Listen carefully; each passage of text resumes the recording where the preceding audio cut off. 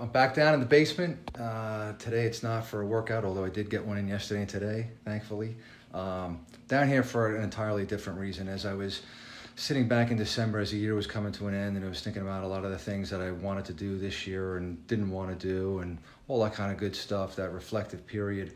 There was some childhood like hobbies that I used to do that I really missed. And there was one that's really been nagging me for a while. And as a kid, I loved to do jigsaw puzzles.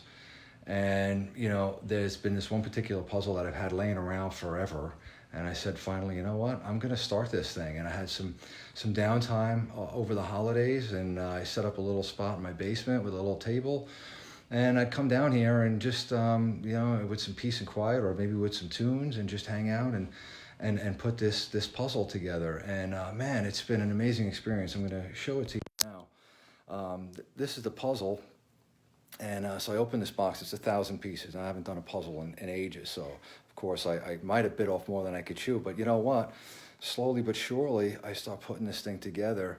Like I used to as a kid. I started with the border to frame it all out. I got all the edges done. And then starting with a couple of different, maybe colors, maybe the red, and then maybe, her face. And man, this mask was a real pain in the ass. It took me a while. But, the whole process was like so reminiscent of solving a puzzle, like physically, literally solving a puzzle, and just really feeling a lot of symbolism and a lot of takeaways to real life, looking at these jumbled pieces and thinking, my God, how could this actually fit and make something that I can look and see?